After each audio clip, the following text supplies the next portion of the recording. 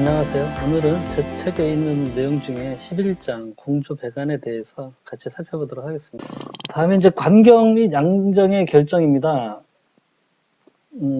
공조배관의 그 관경 결정은 순환한 유량이나 마찰, 손실, 유속 등을 고려해서 결정하는데, 일반적으로는 단위 길이당의 마찰 손실을 일정하게 되도록 그렇게 이제 어떤 유량 선도라든지 어떤 표를 이용해서 그 관경에 따라서 관경마다 적정한 그 최고 유량을 두어서 그 유량으로 관의 지름을 결정하는 마찰손실법이 일반적으로 많이 사용을 하고 있습니다. 제 카페에 보면 이제 이거를 이제 어떤 선도표나 이런 거 찾는 게 좀 번거롭기 때문에 대부분 이제 설계사무소나 이런 데서 보면 어떤 프로그램화 시키다든지 엑셀 시트 같은 거에 딱 그 유량을 넣으면 관경이 뜨도록 하는 뭐 이렇게 한다든지 어떤 표를 이용한다든지 이런 것들을 많이 쓰고 있고요. 우리도 현업에서 그렇게 쓰면 돼요. 굳이 뭐 표 가지고 일일이 찾을 필요 없고요. 제 카페에 이제 이거 잠깐 좀 올려놓은 게 있는데 보시면은요. 제가 이제 하고 있는 카페죠. 이 카페 이제 보면 관객이라고 이렇게 해서 검색을 해보시면 몇 가지 그 관객 선전표 같은 게 뜨는데,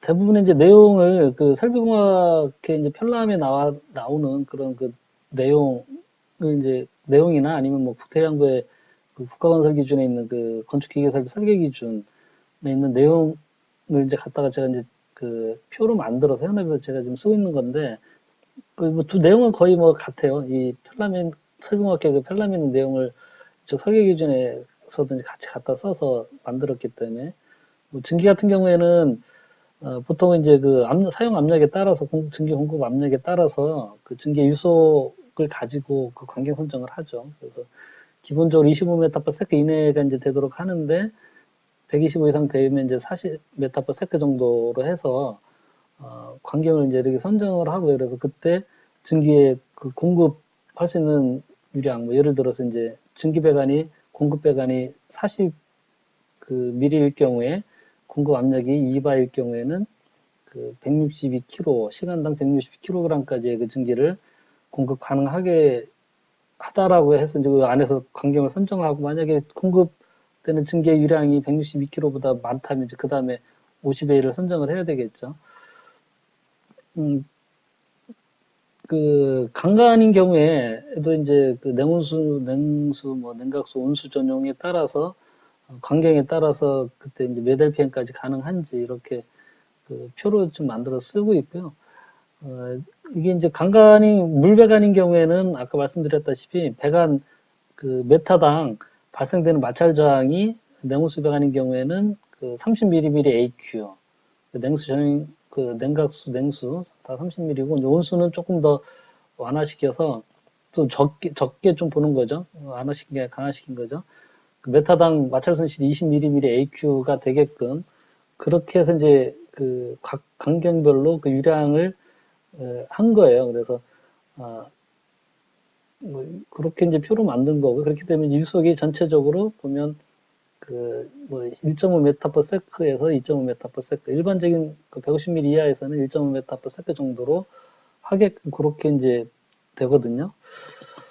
스테인리스 강간, 동간 이제 뭐 이렇게 같은 맥락이고, 마찰 저항 값도 거의 이렇게 같습니다. 급수인 경우에도 이제 냉수랑 같기 때문에 30mm AQ 메타당 그렇게 마찰 저항이 발생되는 걸로 해서 이제 유량 선정을 이렇게 하고요.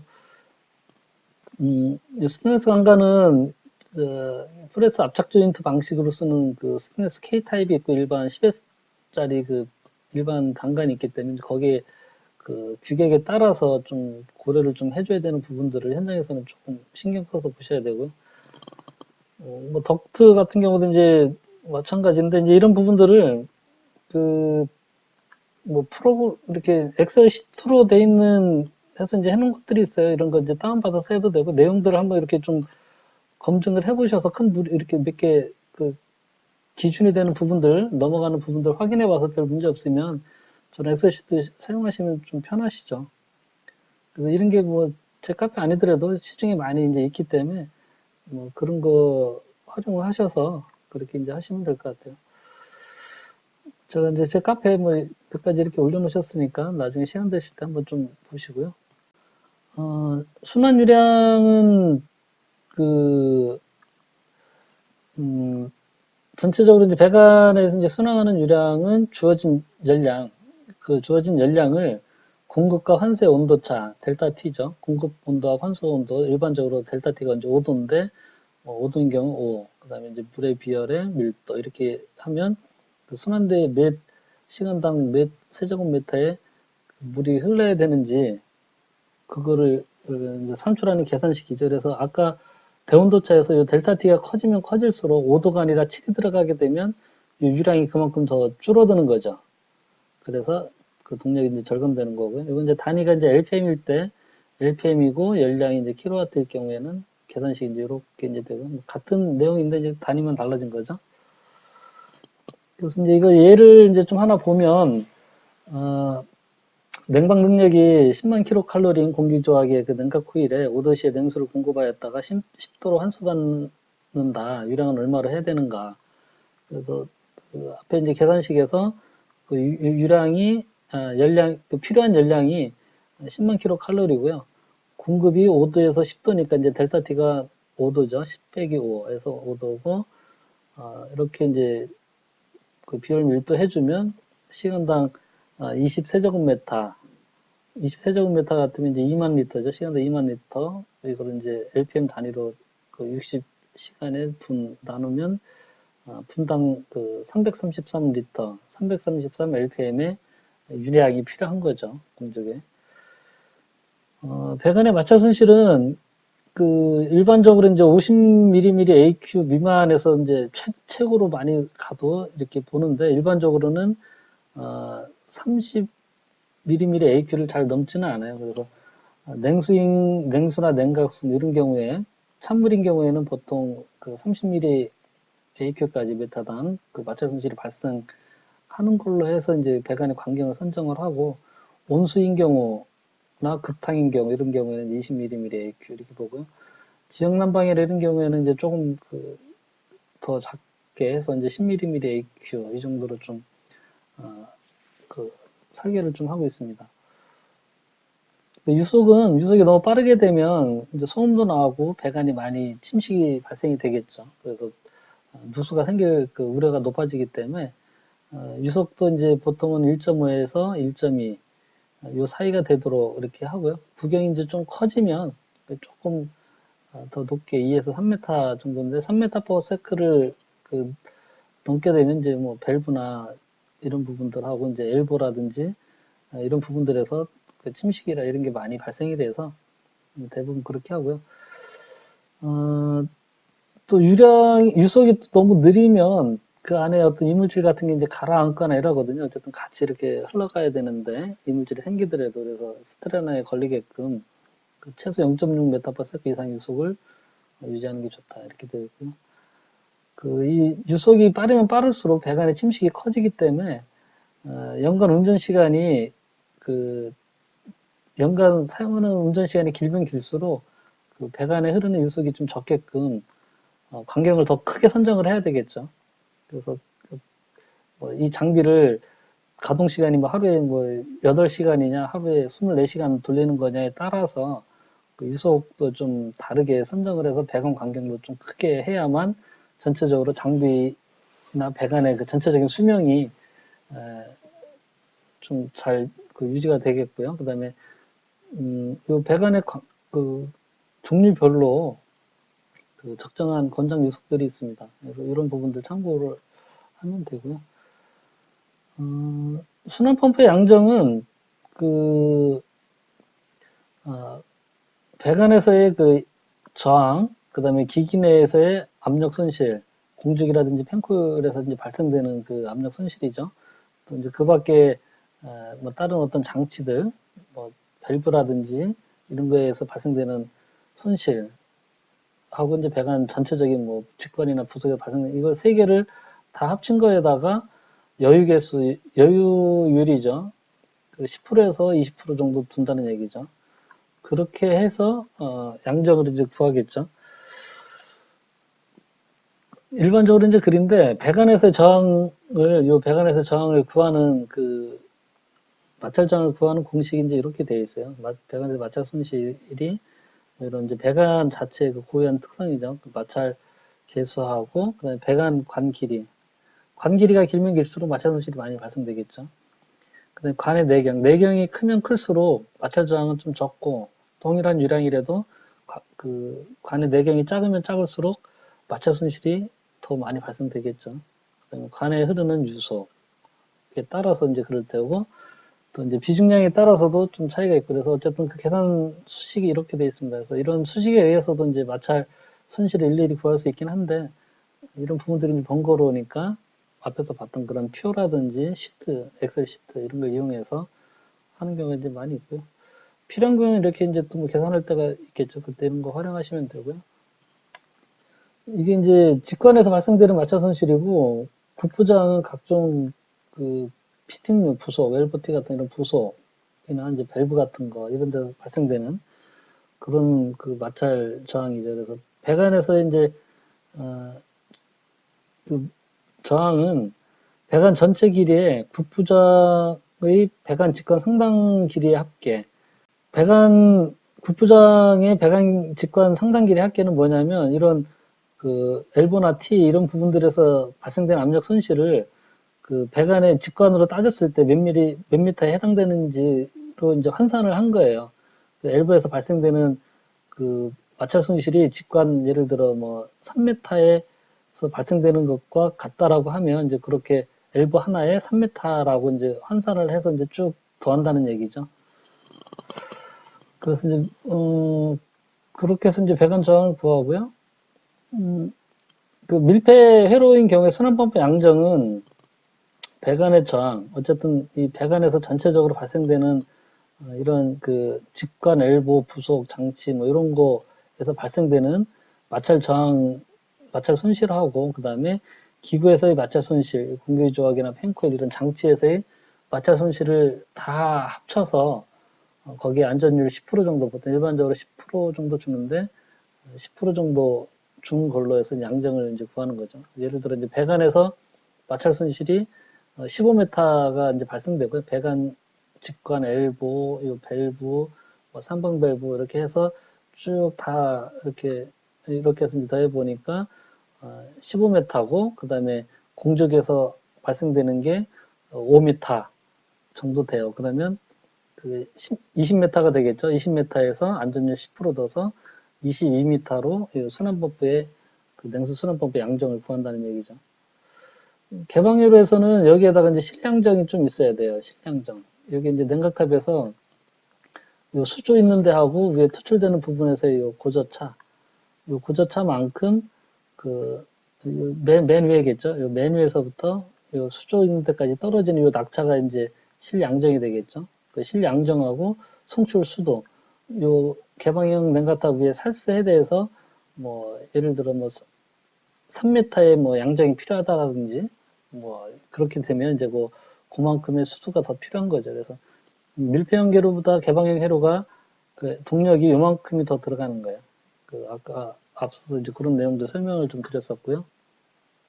다음은 배관의 압력 계획입니다. 공조 배관이 층고가 좀 높은 고층 건물에서는 자연 수압이 높게 걸리기 때문에 배관이나 그 장비의 냉동기와 같은 장비의 그 내압 성능 관련해서 문제가 될 수 있겠죠. 그래서 뭐 배관이나 장비의 내압 성능을 전체적으로 높여서 이렇게 설계를 할 수도 있고, 근데 일반적으로 10kg 이상이 되면 여러 가지 비용의 발생 문제가 급격히 늘어나기 때문에 일반적으로는 이제 그 조닝을 하죠. 수직 조닝을 좀 해서 계통을 좀 나누는 방식으로 많이 하고 있고요. 그렇게 해서 이제 계통을 좀 나눠서 적정하게 감압이나 이런 게 되도록 하고, 일반적으로 이제 층고 높지 않은 경우에는 지하층에 기계실을 둬서 이렇게 설치를 하는데, 층고가 높아지고 냉동기의 내압 성능이 높아져야 되는 그런 상황이 되면 이렇게 중간에 놓는다든지 최상층에 놓는다든지 뭐 이런 경우가 있고요. 또 이렇게 해서 대차기가 좀 만만치 않은 경우, 그런 경우에는 보통 이렇게 냉동기를 두 개 존으로 이렇게 나누죠. 나눠서 이렇게 상하부 분산해서 하는 경우. 주로 이제 냉동기의 그 내압 성능 때문에 이제 문제가 되는 경우가 이런 경우고요. 단일 배관 방식은 층고가 높지 않은 건물, 그리고 층고가 좀 높아도 층고가 높지 않아도 또 건물의 하부층하고 고층부하고 압력 차이가 좀 많이 나는 경우, 그런 경우에는 그 각 공조 장비들이나 이런 부분에서의 그 내압 성능도 문제가 되기 때문에 이제 감압을 하는 방식. 저층부, 고층부 그가 이제 또 높은 경우에는 이렇게 중간에 중간 기계실을 둬서 요즘 뭐 웬만한 그 고층 건물에서 대부분 많이 쓰고 있는 방식이죠. 지하층에 메인 기계실이 있고 그 메인 기계실에서 발생된 그 냉수를 중간 기계실에서 고층부 존하고 그 열교환할 수 있는 열교환기를 둬서 고층부하고 저층부를 이렇게 이제 나누는 거죠. 그래서 이쪽 그 밑에도 이제 10kg 이상이 되지 않도록 하고 위에도 10kg 이상이 되지 않도록 해서 그 압력을 이렇게 조닝으로 해서 나누는 그런 방식. 열교환 방식이고요. 팽창 탱크는 배관에 흐르는 유체 수온이 포화 증기압 이상으로, 그 올라가는 경우, 그렇게 되면 이제, 그 배관 내부에서 국부적으로 그 끓어오른다든지, 또 그 물속에 있는 그 공기들이 녹아서 이제 기포로 발생되는 그런 그 현상들이 좀 생겨서 펌프라든지 이런 부분에서 이제 케이비테이션이 좀 발생되고 또 공기가 배관에 정체가 되면 물순환이 그 지장을 받게 되는 이런 문제가 있어서 전체적으로 이제 그 배관의 압력이 그 어느 정도 압력 이상을 유지하게끔 그렇게 그 설계를 좀 해야 되고요. 또 이제 반대로 그 운전하는 과정에서 그 수온이 상승이 돼서 그 최적 팽창이 되거나 줄어들거나 할 경우 이런 부분들에 대한 압력을 적절하게 처리를 해주지 않으면 배관 내에서 문제가 생기겠죠. 압력이 너무 높아져서 배관의 내압 성능에 문제가 생긴다든지 또는 거꾸로 압력이 대기압 이하로 떨어지면 이제 앞에서 마찬가지로 이런 기포가 발생되는 문제가 생긴다든지 아니면 뭐 후렌지나 이음 부분에서 공기가 그 들어오는 그런 문제가 생길 수도 있겠죠. 그래서 이제 적정한 압력을 유지하기 위해서 이제 팽창 탱크를 설치를 하는데, 개방형 팽창 탱크가 있고 밀폐형 팽창 탱크가 있어요. 개방형 팽창 탱크는 배관의 어디 가장 높은 부분이라든지 이런 부분들에 그 수조를 이렇게 하나 두는 거죠. 수조를 하나 둬서 이제 보급수가 이제 이렇게 들어오게 하고 하는 그런 방식인데, 어쨌든 이 부분이 이제 대기 중에 그 개방이 되어 있다 보니까 공기가 물속에 그 공주수 안에 그 공기가 녹아 들어갈 수 있는 그런 부분들이 있고요. 또 나중에 이제 이쪽에서 물이 온도가 그 상승해서 팽창이 되면 오버플로 되는 경우들이 이제 좀 종종 있었죠, 예전에. 대신에 이제 뭐 간단하게 물탱크, 팽창 탱크만 하나 설치하면 되기 때문에 그 구조는 간단하고 설비비가 저렴하고. 근데 이제 어쨌든 간에 이런 그 오버플로 문제나 그 용존산소의 문제 때문에 요즘은 대부분 밀폐형 팽창 탱크를 거의 대부분이 이제 밀폐형 팽창 탱크를 사용하고 있는데, 밀폐형 팽창 탱크는 그 이렇게 압력 용기처럼 밀폐되어 있는 그 탱크 내부에 어떤 질소라든지 그 특정한 이제 가스를 그 압축 공기를 넣어서 그 밀폐를 시키고요. 그 안에 브레더나 그 다이아프램처럼 그 팽창되어서 들어오는 공조수를 그 수용할 수 있는 그런 고무재질이죠. EPDM이나 이런 튜브가 안에 들어가 있는 거예요. 그래서 이쪽에서 이제 공조수가 팽창을 하게 되면 이 탱크가 이렇게 부풀어 오르면서 그 공조수를 흡수할 수 있게끔 이 안에 있는 불에다가 이렇게 가득 물로 이렇게 차서 되게끔 이런 거죠. 그래서 어쨌든 요 공주수 팽창돼서 들어오는 공주수가 요 브레더나 그 다이프램으로 인해서 이제 가두어져 있기 때문에 공기랑 접촉하는 부분이 없어서 공기 침입 우려가 없고요. 또 개방식 같은 경우에는 이제 물에 항상 최상부에만 설치해야 되는 공조배관에 최상부에만 설치해야 이제 물이 넘치지 않겠죠.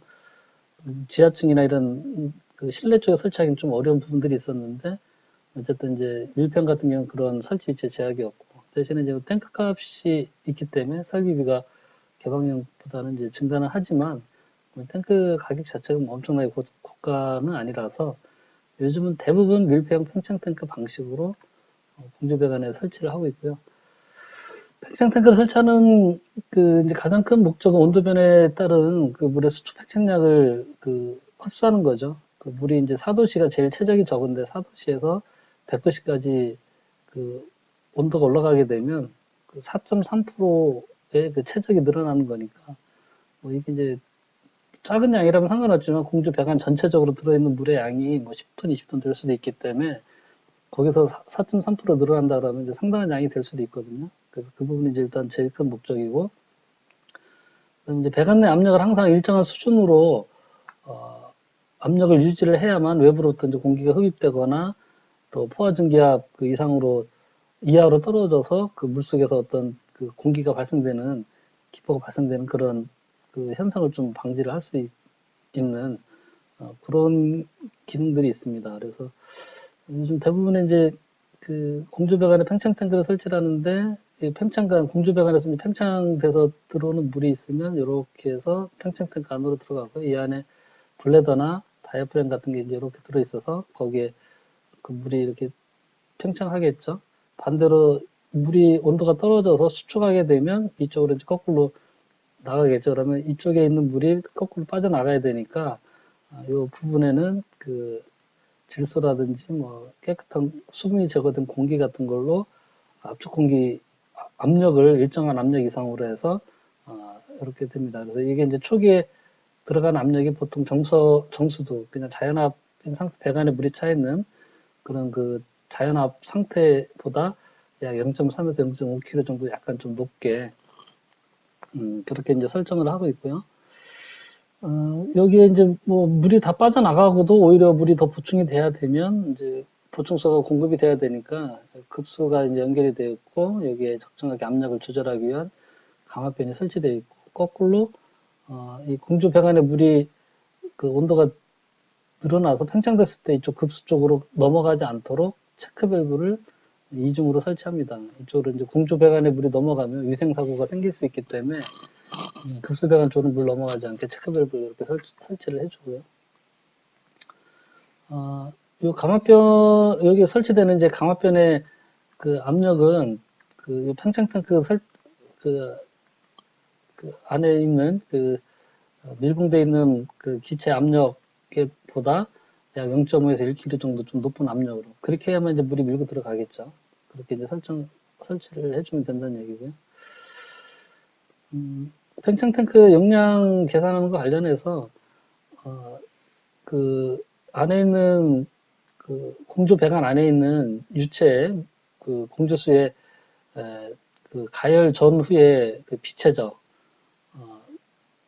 에다가 당연히 이제 온도가 올라가면 비체적이 커지죠. 그래서 그 온도가 낮을 때의 비체적과 온도가 높아서 팽창됐을 때 그 비체적의 차이에다가 유체의 밀도를 이렇게 해서 해주게 되면 그리고 이제 배관 안에 차 있는 전체 물의 양 이렇게 하게 되면 이제 단위들이 이렇게 정리가 되면서 팽창되는 그 물의 그 양이 몇 리터인지 이렇게 이제 구하는 공식이고요.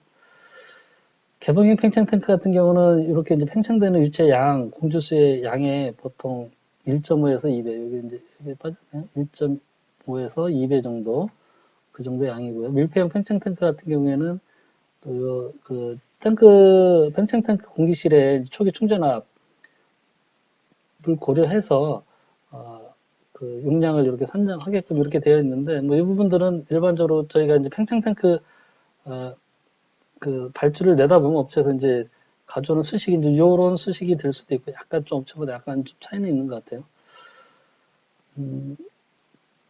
팽창 탱크 이제 가압 압력은 그 팽창 탱크 수면에 걸리는 이제 정수도 그 펌프가 돌아가지 않았을 때 그냥 배관에 물을 다 채웠을 때 그 압력 팽창 탱크에 연결된 그 지점에서 그 자연 수도 정수도에다가 최고 사용 온도에서의 그 유체 포화증 기압 그 뭐 예를 들어 이제 80도까지 올라간다 그러면 그 80도에서 그 물의 그 포화증 기압이 얼마인지 이제 그 부분과 그 다음에 걷다가 이제 순환 펌프의 양정, 순환 펌프가 돌아가게 되면 순환 펌프의 양정이 걸리겠죠. 근데 이제 거기에 0점 절반을 보는 거죠. 이렇게 밀폐형 배관이기 때문에 순환 탱크까지 오는 부분에 이렇게 돌아서 온다. 그런 개념으로 0.5를 이제 곱해주고 그거보다 약 2m 정도 높은 압력.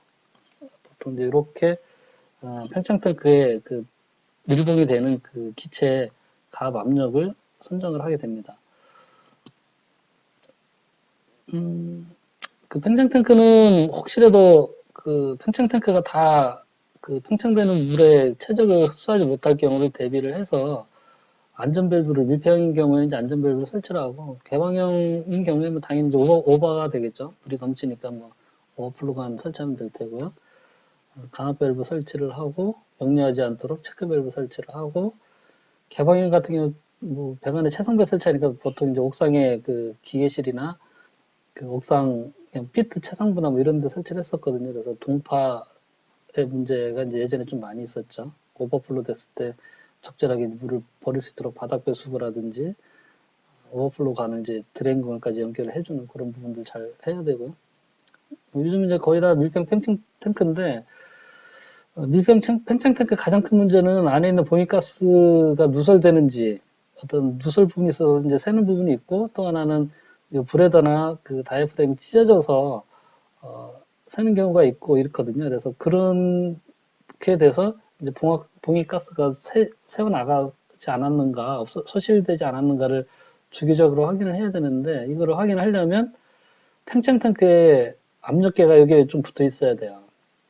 이 부분에 압력계가 있지 않으면 이 부분에 그 압력이 어떻게 되는지 확인하기 좀 어렵거든요. 요거는 이제 이 제품 자체는 다른 제품이라 그랬지만 이 부분에 이제 본체에 압력계가 없다고 하면 이 안에 가스가 샜는지 안 샜는지 확인하기 굉장히 좀 어렵습니다. 그래서 여기 보면 이제 지금 압력계가 있는 제품이 있고 업체에 따라서는 이 압력계를 설치하는 제품이 아직도 상당히 많이 있는데 반드시 이 부분에 압력계를 이렇게 연결이 돼서 안에 가스가 새어나갔는지 안 나갔는지를 일상적으로 쉽게 볼 수 있도록 해야 돼요. 압력 탱크에 압력을 알 수 있는 압력계가 없다고 하는 거는 정말 우스운 얘기인데 그 현장에 있는 기술자들이 그 관련 업체들한테 발주를 할 때 잘 계속해서 이제 요구를 안 하다 보니까 아직도 시중에 보면 이 부분에 압력계가 설치되어 있는 제품보다 압력계가 설치되어 있지 않는 제품이 태반이에요. 예를 들어 이제 우리 급수 불사 펌프 같은 경우도 나중에 뭐 펌프가 제대로 작동 안 하고 뭐 어쩌고저쩌고 압력이 크게 헌팅하고 해서 가보면 그 팽창 탱크가 그 안에 블레더나 다이프램이 찢어져서 그 제대로 팽창 탱크 역할을 못하는 경우가 상당히 많은데 그 부분을 확인을 못하는 거예요. 압력 탱크에 압력계가 없다 보니까 그런 경우 많이 이제 겪었을 텐데 어쨌든 반드시 밀폐형 팽창 탱크에는 압력 탱크이기 때문에 당연히 압력계가 있어야 되는데 그게 없다는 건 말이 안 되는 거죠.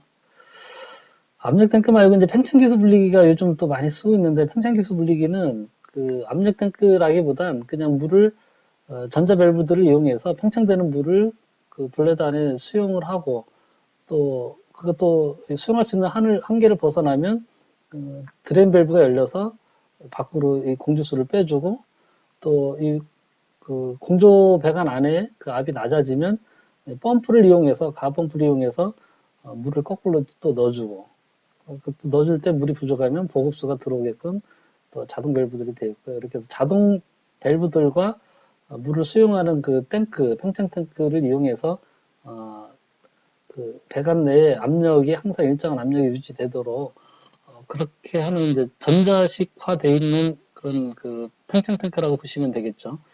그리고 이제 거기에 더불어서 이 팽창된 그 부분에서 국부적으로 그 압을 떨어뜨려서 공기 중에 공조수 안에 있는 공기들을 물 밖으로 나오게 해서 그거를 이제 밖으로 배출시키는 그래서 이제 기수도 그 물속의 공기도 분리해내는 팽창 탱크와 공기 분리기 역할을 같이 한다라고 해서 팽창 기수 분리라고 되어 있고요. 작동 원리들은 뭐 내용들을 좀 읽어보시면 될 것 같아요.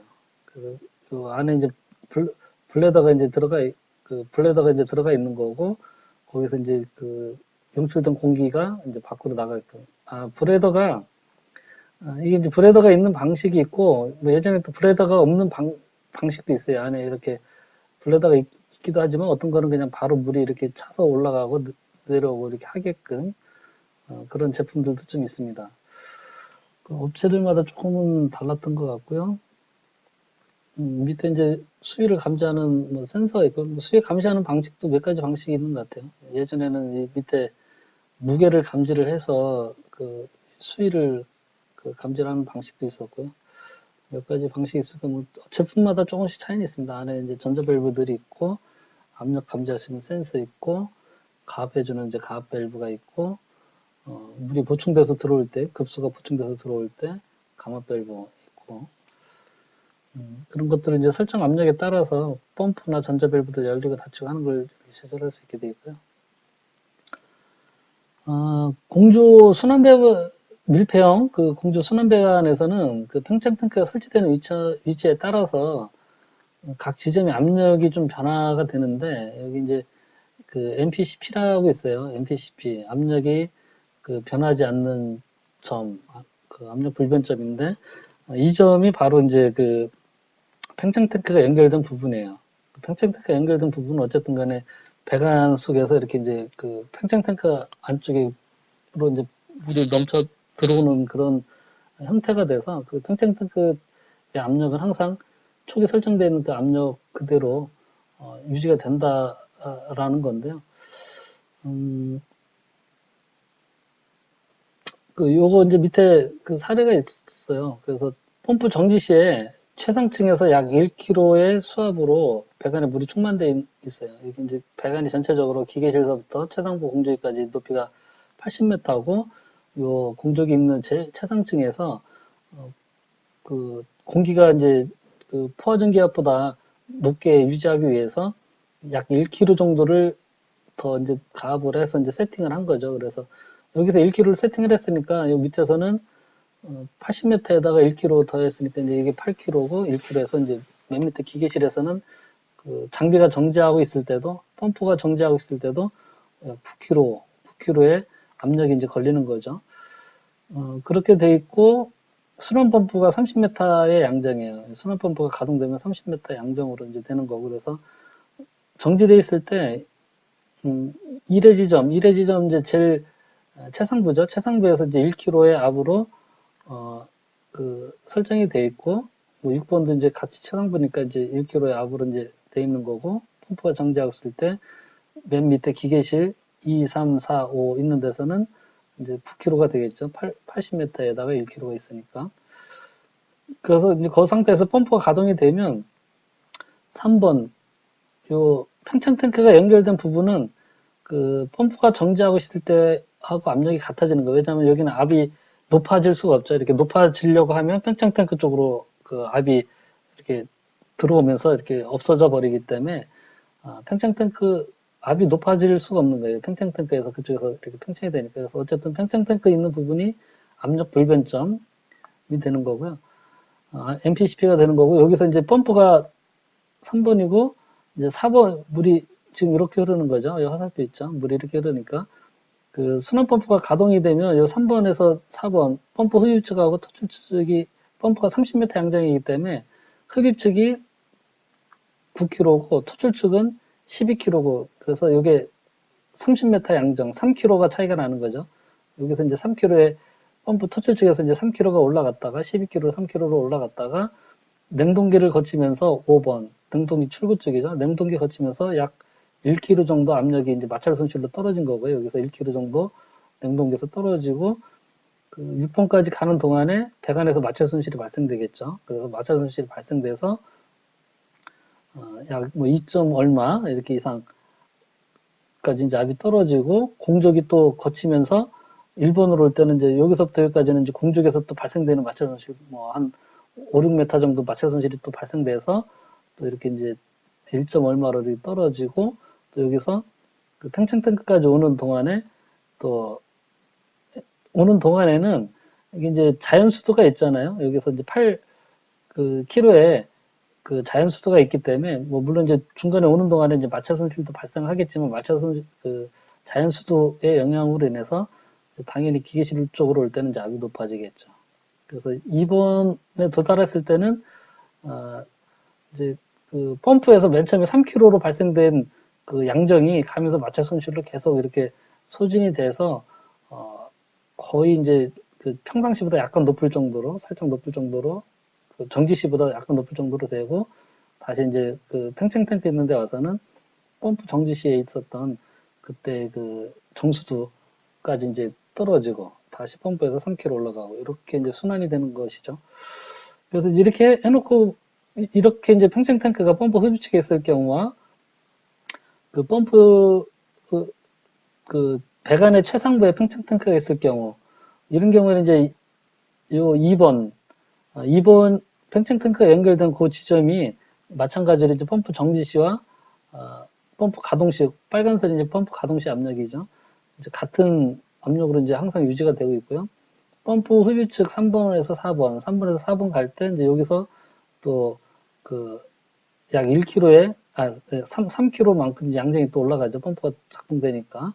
거기서 그 다음에 이제 냉동기 거치면서 또 한 1km 정도 떨어지고 또 배관서 마찰 손실이 발생되고 뭐 해서 어쨌든 요 팽창 탱크에 있는 부분은 항상 펌프 정지시나 기동시는 이제 같은 압력이고 그 펌프 전후단에서 펌프 양정만큼 압력이 올라갔다가 나머지 부분들 계속 순환을 하면서 마찰 손실 발생되는 만큼 떨어져서 이렇게 이제 그 팽창 탱크가 설치된 위치에 따라서 그 달라지는데 이거를 이제 검토하는 이유는 주택의 이제 기계실에서나 아니면 또 전체적인 배관 어떤 장치나 이런 데서 압력이 어떻게 변하는지를 봐서 항상 이제 문제가 되는 게 건물 요 10km를 넘어설 때가 이제 문제가 돼요.